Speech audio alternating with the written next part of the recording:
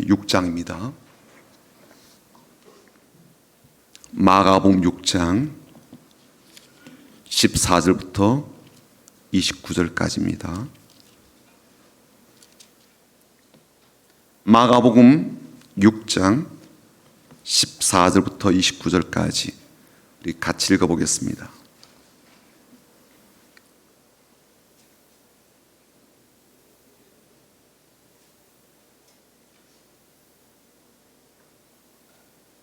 마가복음 6장 14절부터 19절까지 우리 같이 읽겠습니다. 이에 예수의 이름이 드러난지라 헤롯 왕이 듣고 이르되 이는 세례 요한이 죽은 자 가운데서 살아났도다. 그러므로 이런 능력이 그 속에서 일어나느니라 하고, 어떤 이는 그가 엘리야라 하고 또 어떤 이는 그가 선지자니 옛 선지자 중에 하나와 같다 하되, 헤롯은 듣고 이르되 내가 목벤 요한 그가 살아났다 하더라. 제 헤롯이 자기가 동생 빌립의 아내 헤로디아에게 장가든 고로 이 여자를 위하여 사람을 보내어 요한을 잡아 옥에 가두었으니, 이는 요한이 헤롯에게 말하되 동생의 아내를 취한 것이 옳지 않다 하였음이라. 헤로디아가 요한을 원수로 여겨 죽이고자 하였으되 하지 못한 것은 헤롯이 요한을 의롭고 거룩한 사람으로 알고 두려워하여 보호하며 또 그의 말을 들을 때에 크게 번민을 하면서도 달갑게 들음 이르라. 마침 기회가 좋은 날이 왔으니 곧 헤롯이 자기 생일에 대신들과 천부장들과 갈릴리의 귀인들로 더불어 잔치할세 헤로디아의 딸이 친히 들어와 춤을 추어 헤롯과 그와 함께 앉은 자들을 기쁘게 한지라. 왕이 그 소녀에게 이르되 무엇이든지 내가 원하는 것을 내게 구하라 내가 주리라 하고, 또 맹세하기를 무엇이든지 내가 내게 구하면 내 나라의 절반까지라도 주리라 하거늘, 그가 나가서 그 어머니에게 말하되 내가 무엇을 구하리이까? 그 어머니가 이르되 세례 요한의 머리를 구하라니, 그가 곧 왕에게 급히 들어가 구하여 이르되 세례 요한의 머리를 소반에 얹어 곧 내게 주기를 원하옵나이다 하니, 왕이 심히 근심하나 자기가 맹세한 것과 그 앉은 자들로 인하여 그를 거절할 수 없는지라. 왕이 곧 시명 하나를 보내어 요한의 머리를 가져오라 명하니, 그 사람이 나가 옥에서 요한을 목베어 그 머리를 소반에 얹어다가 소녀에게 주니, 소녀가 이것을 그 어머니에게 주니라. 요한의 제자들이 듣고 와서 시체를 가져다가 장사하니라. 아멘. 물폭탄이 지금 전국 곳곳에 이제 쏟아지고요, 또 인명 피해도 굉장히 늘어나고 있다라는 소식을 듣고 있습니다. 더 우려가 되는 것은 이러한 폭우가 시작에 불과하다는 것 아니겠습니까? 지구의 기온이 상승함으로 인해 가지고 이상 기후 현상이 점점점 이제 심화되고 있고 확산되고 있다라는 그런 경고를 수년 전부터 해왔는데, 이게 이제 눈에 보이듯이 그렇게 드러나게 되었죠. 이런 재앙과 피해 앞에서 대책으로 예배를 드린다는 것, 기도가 전부가 될 수가 없지요. 그럼에도 불구하고 우리는 언제나 우리 하나님 믿고 의지합니다.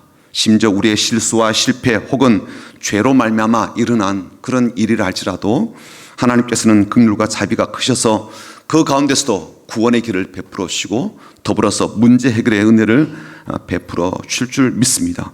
오늘 우리 예배 가운데 그런 은혜를 더딥혀 주시고자, 또 불안과 두려움, 걱정과 염려에서 해방되는 그러한 은혜를 오늘 이 자리에 베풀어 주시기를 소망합니다. 1층 입구에 들어오시면서 배너 보셨죠? 들어오실 때 핸드폰도 끄지만 염려도 끄자라는 그러한 배너를 세워두었는데요, 오늘 그런 마음으로 하나님 앞에 예배 드리도록, 또 한 주간도 우리의 모든 삶을 안전하게 지키시고 또 피해를 입은 그러한 곳곳에 하나님께서 위로의 손길과 보호와 안전의 손길을 베풀어 주시도록 우리 앞뒤 좌우로 보시면서 서로 격려하고 축복하고 인사하며 또 그런 예배를 드릴 수 있도록 우리 마음을 모아서 서로 인사하도록 하겠습니다. 주님의 이름으로 축복합니다라고 인사하겠습니다. 주님의 이름으로 축복합니다. 주님의 이름으로 축복합니다. 주님의 이름으로 축복합니다. 한 번 더 인사하겠습니다. 주님의 마음으로 사랑합니다. 사랑합니다. 사랑합니다. 영상을 통해서 예배를 드리고 있는 우리 성도들 주님의 이름으로 또 주님의 마음으로 사랑하며 또 현장 예배 오셔서 함께 드리실 수 있기를 바랍니다. 우리의 생활에서요, 행복이란 단어가 들어가지 않는 데가 없을 정도로 이 말이 많이 쓰이고 있죠. 그리고 그것은 그만큼 많은 사람들이 행복에 대한 갈망을 가지고 있고 또 행복한 삶을 살고자 애쓴다라는 반증이 될 것입니다. 오죽하면 소확행이라는 그런 말이 나오고 그러한 흐름이 시대적 대세가 되었겠습니까? 소소한 그런 것이지만 확실한 행복이라도 챙기겠다라는 그 말 한마디에서 우리가 얼마나 행복에 대한 갈증을 많이 가지고 있는가라는 것을 알 수가 있습니다. 하지만 행복이라고 하는 것은요, 이 물건처럼 눈에 보이는 게 아니죠. 단순하게 이야기하자면 행복이라고 하는 것은 우리의 느낌이에요. 그렇죠? 우리의 감정입니다. 만족이 된다, 뭐 그런 느낌이죠. 충분하다, 뭐 그런 감정입니다. 달라위가 없는 평안의 상태다, 뭐 그런 느낌이죠. 그러니까 즐거움과 안심이 함께하고 안락함과 즐거움이 동반되는 그러한 느낌들을 총체적으로 가리켜서 행복이라 그렇게 부릅니다. 이런 상태는요, 어느 정도 객관적인 기준 또 수준이 되어야 느끼고 경험하게 되는지는 사람마다 천차만별이에요. 그리고 그 기준조차도 매우 주관적이어서 행복이라고 하는 것은 그 스펙트럼이 굉장히 넓다라고 생각이 됩니다. 돈 한 푼 들지 않고도요, 봄에 햇살만으로도 뭐 우리가 행복함을 느끼기도 하고 또 가을의 선선한 공기와 맑은 하늘을 보는 것만으로도 행복함을 느끼지 않습니까? 비 오는 날 카페에서 뭐 마시는 차 한 잔으로도 삶의 여유로움을 누리며 행복하다라는 그러한 느낌을 가질 수가 있습니다. 반면에 고생하면서 어렵게 공부하고 노력하고 일하고 힘써서 어떤 자리에 오르거나 어떤 지위에 오르게 되었을 때 그런 값진 희생을 대가로 얻게 된 그런 신분, 그런 명예, 그리고 뒤따르는 이 경제적 보상들이 행복의 충분한 또 이유가 되기도 합니다. 그러니까 아주 작은 것으로도 우리가 행복함을 느낄 수가 있고요, 또 아주 큰 것을 통해서 더 큰 행복함을 누릴 수도 있다는 거죠. 하지만 현실적으로 우리가 행복하다라고 느끼는 그러한 순간은 많지 않아 보입니다. 행복하다고 느끼거나 누리고 있는 이들에게서 보여지는 그러한 모습을 우리 주변의 사람들에게서 쉽게 발견하기가 어려워서 그래요. 오히려요, 힘들어요, 어려워요, 그냥 살고 있어요. 좋은 일이 없는 것은 아닌데 뭐 삶이란 게 그렇잖아요. 밝은 날이 있는가 하면 뭐 어두운 날이 있고 낮이 있으면 밤이 있기도 하고 뭐 그런 것처럼, 다만 그 밤이 너무 길지 않았으면 좋겠어요. 그 어둠이 너무 무겁게 오래도록 지속되지 않았으면 좋겠어요. 그렇게 말을 하죠. 아주 소박한 그러한 소망입니다. 오죽하면 웃음을 주는 강사들이 돈을 많이 벌고요, 또 텔레비전에서도 시청자들이 웃을 그런 프로그램들을 보여주고 있지 않겠습니까? 그러나 우리에게 확실하게 아는 것이 하나가 있는데, 그건 뭐냐면 행복이라고 하는 것은요, 쉽게 얻을 수 있는 게 아니더라고요. 심지어 돈으로 살 수 있는 것도 아닙니다. 다만 우리는 이 자본주의 사회 속에 살고 있고 또 돈이 갖고 있는 위력을 피부로 느끼고 있는 그런 사회 속에 살고 있으니까 한번 이렇게 물어볼 수는 있을 것 같아요. 한번 질문을 드려볼게요. 만약 우리가 1시간 동안 행복할 수가 있다면, 우리를 그렇게 행복하게 해줄 수가 있다면 그 행복을 사겠습니까? 1시간 나를 행복하게 해준대요. 그럼 그 행복을 사겠습니까? 또 만약 그 행복을 사고자 한다면 얼마나 주고 사시겠습니까? 얼마의 돈을 주고 그 행복을 사시겠습니까? 라고 여러분 좀 질문을 드려보겠습니다. 사실 이 질문의 본질은요, 1시간의 행복의 가치는 얼마나 됩니까? 라는 그런 질문이에요. 각 사람마다 다르겠죠. 5,000원짜리 뭐 커피와 함께 카페에서 쉬는 것을 통해서 행복함을 살 수가 있다라고 그렇게 말을 하는 사람도 있을 거예요. 외국으로 여행을 가서 뭐 바닷가에 또 나가 석양 있는 뭐 해변에서 수영도 하고 노을도 보면서 휴가를 보내는 시간에 행복함을 생각하는 사람은 돈을 좀 더 많이 줘야 되겠죠. 내가 좋아하는 차를 구입해가지고 풍광이 좋은 해안도로를 막 드라이브하는 것을 통해서 행복함을 느끼려는 그런 분들에게는요, 또 그에 따르는 돈의 지불함이 있어야 될 겁니다. 내 집을 사며 행복해질 것 같은 그러한 사람들, 아프지만 않고 병원에만 가는 일이 없으면 행복하겠다라고 생각하는 분들, 아이들이 각기 자기의 길을 잘 가게 되어서 내가 책임져야 될 이 삶의 무게가, 짐의 무게가 많이 가벼워지게 되었을 때 행복하다라고 생각되는 그런 분들에겐요, 그만한 시간, 그만한 돈 혹은 그런 바람들이 이루어지는 과정이 필요할 거예요. 그러니까 행복이라는 말은 한 단어에 불과하지만 이 단어에 담길 삶의 내용은요, 수만 가지가 되는 거죠. 그리고 각자의 기준과 가치관에 따라서 무한대로 다양해질 수 있겠다라고 생각이 됩니다. 그러나 그렇게 다양하게 생각되는 행복이라 할지라도 그것이 행복이 아닐 수도 있다라는 생각을 해보셔야 될 것 같아요. 그게 행복이 아닐 수도 있다, 그럴 가능성도 있다는 것을 열어놓으셔야 될 것 같아요. 어떤 행복은요, 나만의 착각일 수 있다라는 그런 것을 우리가 좀 알고 있어야 되지 않을까요? 그 행복이 뭐 소확행이건 아니면 누가 보더라도 행복하다라고 보여질 만한 그러한 삶이라 할지라도 그 행복이 진짜가 아닌 것들이 있을 수 있다는 거예요. 그 행복은요, 내가 가진 착각일 수 있다라는 그러한 일이 있다는 거예요. 지금 내가 느끼는 이 행복의 실은 오해에서 비롯된 자기 과신으로 밝혀질 그런 행복도 있을 수 있지 않을까요? 오늘 우리는 본문에서 두 남자를 주목해 보려고 합니다. 한 사람은요, 헤롯이라는 사람이에요. 성경에는, 그리고 실제적 역사 속에는요, 헤롯이라는 인물이요, 여러 명이에요.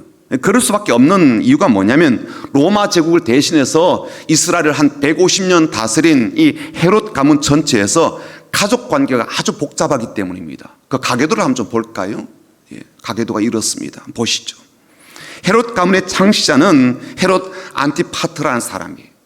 글씨가 잘 안 보이죠? 그냥 설명 좀 들어보십시오. 그 아들 중에 한 명이 헤롯 1세인데 우리는요, 이 사람을 헤롯 대왕이라고 부릅니다. 헤롯 그레이트 이렇게 불러요. 이 헤롯 대왕은요, 여러 부인을 이제 거느렸는데 그 아내들을 통해서 얻은 이복 아들들과 손자들의 이름의 대부분이 바로 이 아버지나 할아버지의 헤롯 이름을 그대로 가져온 거예요. 예를 들어서 갈릴리를 다스리던 헤롯 대왕의 아들은요, 헤롯 안디바입니다. 그리고 유대와 사마리아 땅을 통치하던 아들은요, 헤롯 아켈로예요.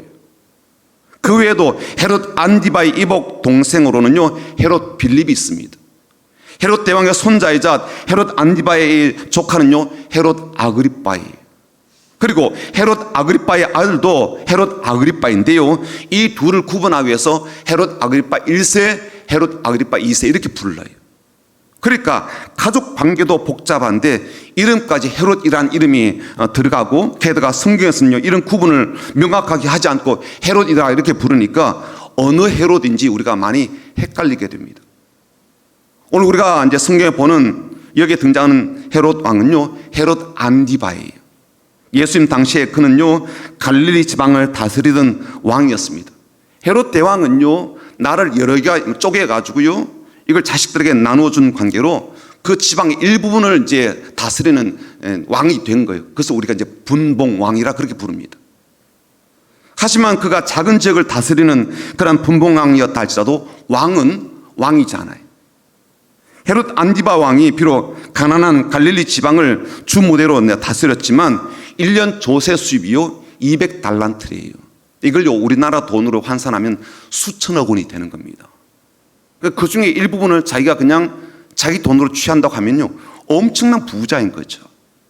게다가 그는요, 절대적인 권력을 가진 왕이었습니다. 사람을 투옥할 수도 있고 재판 없이 사람을 죽일 수도 있었거든요. 뿐만 아니라 그에게는요, 예쁜 아내가 있었습니다. 그리고 자랑하고 싶은 딸이 있었고요. 특히 그의 아내였던 헤로디아는 자신의 전처와 이제 이혼하고 재혼해서 얻은 그러한 아내예요. 이 여인은요, 어떤 사람이었는가 하면 이복 동생 빌립의 아내입니다. 그러니까 헤롯에게는 이복 동생이 있었는데 그 헤롯 빌립이 있었단 말이죠. 그 빌립의 아내예요. 근데 이 여인은요, 자신 남편과 이혼하고, 말하자면 헤롯 빌립과 이혼하고 이 헤롯 안디바와 재혼을 한 거예요.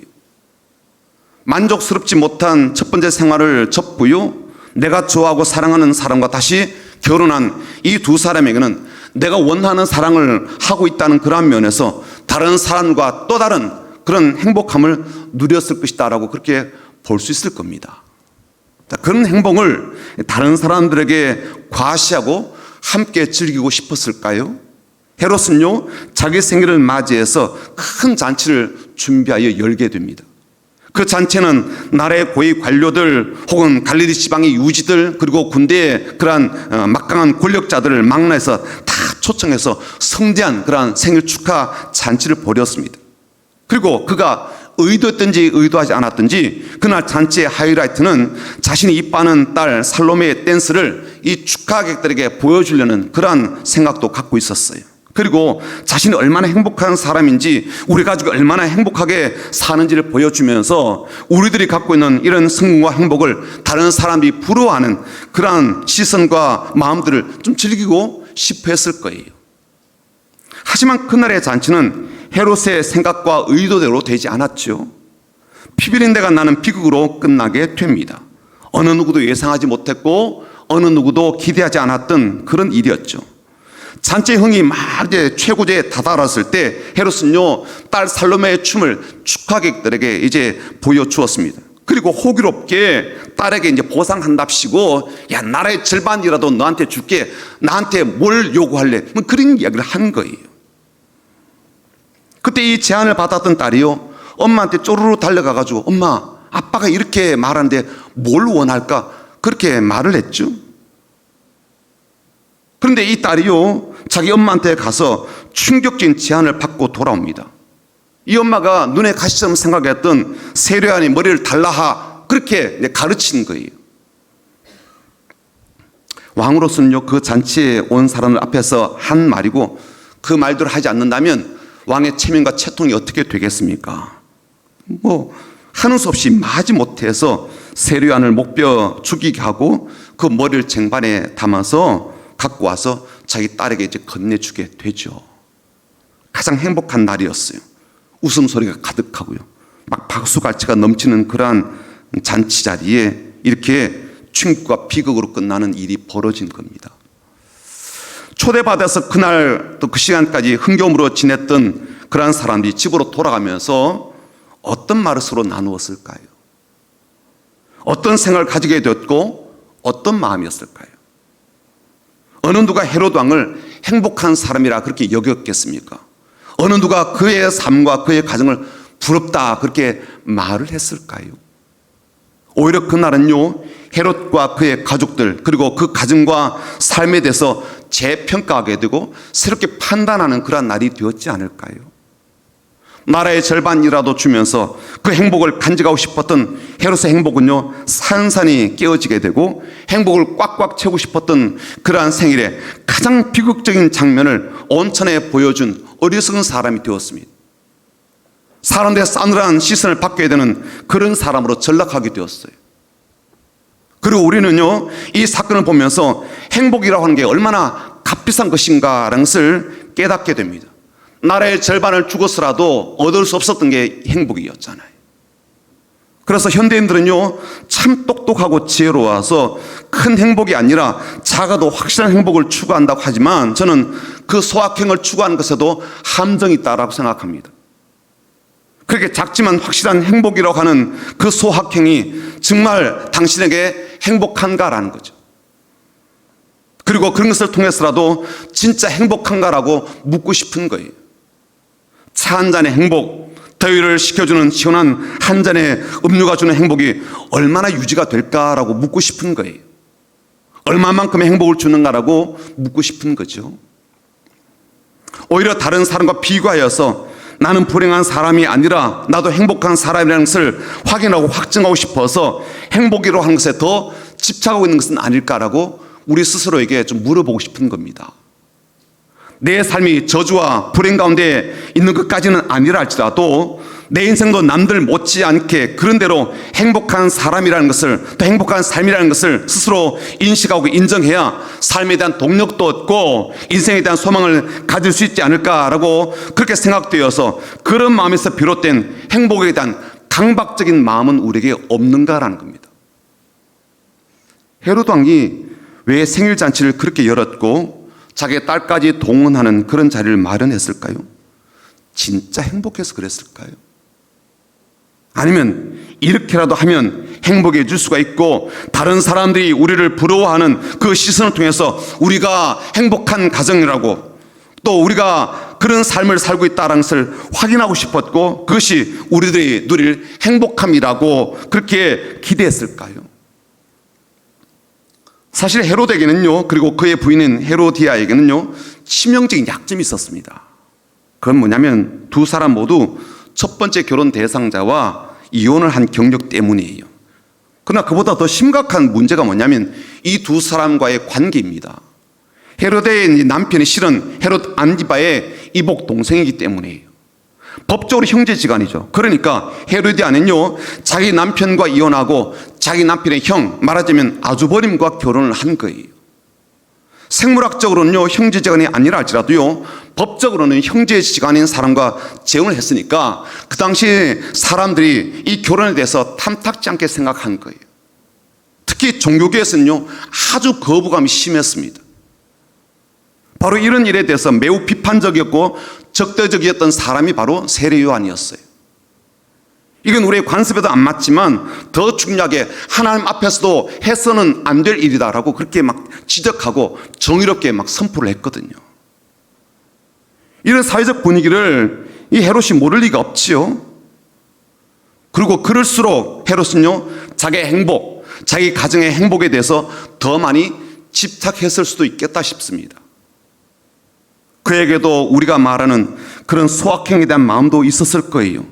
작은 것들에 대한 행복, 일상의 소소한 것들에 대한 행복을 기대함이 있었을 겁니다. 하지만 시간이 지나면서 그런 소확행으로는 자신의 행복함을 더 이상 줄 수 없었을 것이라고 저는 그렇게 생각이 되어요.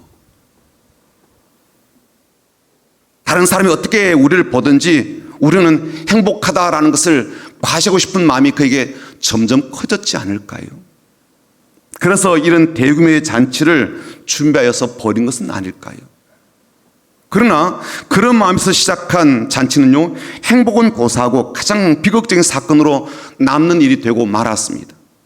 세례 요한의 머리를 담아서 이 쟁반에 이제 들고 왔던 그러한 그 군병들에게 그걸 받아가지고 엄마에게 이제 갖다 주었던 딸 살로메가 있잖아요. 이 살로메는 무슨 죄가 있어서 그런 일의 주인공이 되었을까요? 한번 생각해 보십시오. 상상을 해보라고요.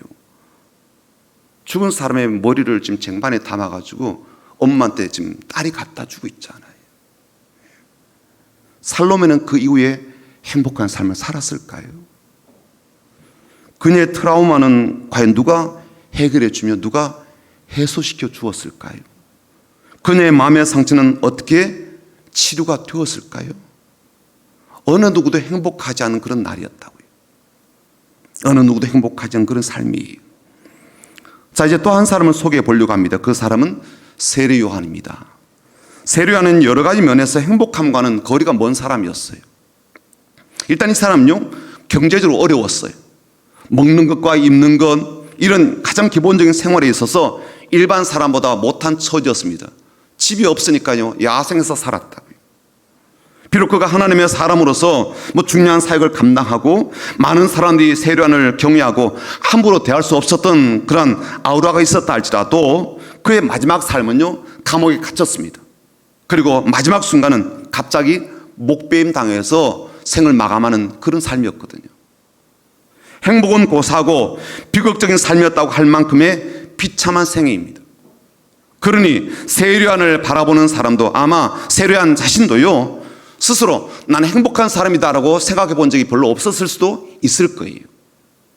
그러나 곰곰이 생각해 보면 세례 요한에게는요, 기쁨이 있었지 않을까 싶습니다. 비록 그가 감옥에 갇혀 있는 삶이었고 모든 것이 불편한 생활이었으며 그동안 신실하게 하나님의 종으로 살아온 그럼에 대한 보상조차 제대로 받지 못했지만 그가 감옥에 있는 그러한 동안 그가 겪었던 일은 한편으로는 큰 기쁨이 되었을 수도 있겠다 싶은 거예요. 그것이 바로 헤롯 왕과의 대면입니다. 오늘 본문을 보게 되면요, 이 세례 요한을 감옥에 가둔 이 헤롯 왕과 세례 요한 사이에 아주 묘한 기류가 흐르는 것을 볼 수가 있어요. 20절 한번 보십시오. 20절 보시면 헤롯이 요한을 의롭고 거룩한 사람으로 알고 두려워하여 보호하며 또 그의 말을 들을 때 그게 번민을 하면서도 달갑게 들음 이르라. 헤롯은요, 생사 여탈권의 권세를 갖고 있기 때문에 자기에게 불리한 말을 하고 자기의 삶에 대해서 부정적인 말을 거침없이 내뱉고 있는 세례요한을 감옥에 가두었어요. 하지만 그렇다고 해서 헤롯은요, 세례요한을 함부로 대하지는 않았습니다. 오히려 강직하고 능력이 있는 세례요한을 대하면서 어렵고 거룩한 사람으로 그렇게 인식하였고, 그래서 심지어 두려워하였다라고 했습니다. 세례요한을 향해서 나름 종교적인 두려움을 헤롯이 갖고 있었다, 그런 뜻이죠. 그런 경험이 있었기 때문에 세례요한이 하는 말을 들을 때 자신에게 불리한 말을 하고요, 또 마음을 힘들게 하는 말을 하고 특히 거북한 말을 할 때 고민도 많이 되었지만 그 말을 달게 들었대요.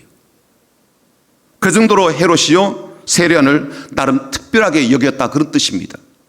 그런데 이런 현실을 보게 될 때 세례요한에게는요, 이렇게 감옥에 갇혔다라는 이 상황이 그에게는 행복하지 않죠. 그렇지만 의미 있는 기쁨의 이유가 되었지 않을까 싶어요. 왜냐하면 그야말로 자신은 감옥에 갇힌 죄수 신분일 뿐인데 자신을 가둔 헤롯 왕에게 자신은요, 거침없이 모든 말들을 다 하고 있잖아요. 그리고 그렇게 말을 해도 왕이 거부하거나 자신을 위협하거나 죽이겠다고 협박하는 것이 아니라 순순히 듣고 고민하면서 즐겨서 그 말에 경청하고 있잖아요. 세례요한이 헤롯 앞에서 그의 죄를 들추어냅니다. 그의 죄를 직면하게 합니다. 그가 가진 이중적 태도에 대해서 압박합니다. 그가 보여주고 있는 거짓된 행복의 실체를 막 까발리고 있어요. 회개하라고 막 그렇게 말을 합니다. 돌이킬 것을 말을 합니다. 그때마다 헤롯은요, 아주 괴로워해요. 그런 모습을 누가 봐요? 지금 세례요한이 보고 있죠. 그런데도 그 헤롯이 자기를 죽이지 않아요. 심지어 자기의 말을 달갑게 그렇게 받아들입니다. 그리고 또 찾아와요. 헤롯이 그렇게 할 이유가 없는데도 불구하고 그렇게 또 옵니다. 세례요한의 말을 듣겠다고 또 온단 말이에요. 그때 그 과정이, 그런 관계와 그런 실제적인 면담의 과정 자체가 세례요한에게는 의미 있는 기쁨이 되었지 않을까요? 불의한 일에 대해서 정의롭게 외쳤더니 오히려 감옥에 갇히게 되었고, 여전히 그런 현실은요, 쉽게 바로잡혀지지 않아도 감옥에서 그 장본인인 헤롯 왕을 만나게 되고 그 왕에게 진리를 증거하고 하나님 말씀을 증거하며 자신은 하나님께서 보내신 사람으로서의 삶을 여전히 살고 있는 그 자체, 그 상황, 그 현실에 대해서 그가 기뻐하고 감사하지 않았을까요? 그가 처한 환경과 현실은요, 행복하진 않아요. 그러나 지금 자신의 삶을 통해서 진행되고 있고 나타나고 있는 그 과정은요, 그에게 남들이 알지 못하는 영적인 기쁨이 되지 않았을까요? 남들은 어느 누구도 누릴 수 없는 영적인 특권을 누리는 그런 기쁨이 되었지 않을까요? 역사 속에 어느 누구가 왕과 맞짱을 뜨면서 하나님의 진리를 가감없이 전했던 사람이 몇이나 되겠냐고요.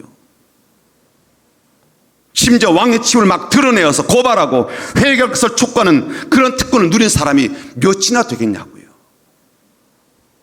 그리고도요, 오히려 왕이 막 쩔쩔매면서 그 말을 달게 듣고 즐겨 듣고 또 들으려고 하는 그러한 사역의 주인공이 될 수 있는 그러한 자격이 얼마나 있겠습니까? 우리 가운데. 놀라운 기쁨 아니에요? 특별한 기쁨 아닐까요? 돈으로 살 수도 없고요, 힘으로 쟁취할 수 없는 그런 기쁨 아닐까요? 하나님이 자신을 붙들어 주시고 하나님께서 자신의 입술과 마음을 주관하신 것을 매우 실제로 경험하는 그런 기쁨 아니겠어요? 여러분, 대통령 앞에 가서 당신 말이야 이렇게 할 수 있겠어요? 권력자 앞에서 그렇게 할 수 있겠습니까? 내 생사 여탈권을 가진 사람 앞에서 담대하게 복음 전할 수 있겠어요? 이 사람 그렇게 하고 있잖아요. 근데 그 소리 듣고도요, 왕이 또 온다고요, 쩔쩔매면서. 이건 내가 원한다고 얻을 수 있는 기쁨이 아니거든요. 하나님께서 신실한 종인 세례요한에게 마지막으로 주신 독특한 기쁨이자 놀라운 선물 아니겠습니까? 세례요한으로 하여금 자신의 삶이 얼마나 가치 있고 얼마나 대단하게 사용되는지를 눈으로 확인시켜주는 하나님의 은혜로운 복 아니겠습니까? 그 선물을 알고 그 은혜를 알고 그 복을 내가 지금 받고 있다라고 깨닫게 된 세례요한이 얼마나 감옥 안에서 기뻤을까라는 거예요. 반면에 다시 헤롯 왕을 보자고요. 그는 자신이 추구하는 그 행복이 자기 과시 욕구로 포장된 것에 불과하고 자기는 얼마나 많은 모순이 들어있는지를 보았지만 그는요 자신이 착각하고 있다라는 사실을 직면하진 않아요. 심지어 세례요한 통해서 끊임없이 자신 안에 있는 이 거짓된 모습을 보게 되어도요 심지어 찔림을 받아도 그래서 그에게 기만적인 행복이 아니라 하나님께서 주시는 기쁨을 맛보고 그 기쁨으로 살아갈 수 있는 수많은 기회가 주어져도 그것을요 자기 것으로 삼지 않습니다.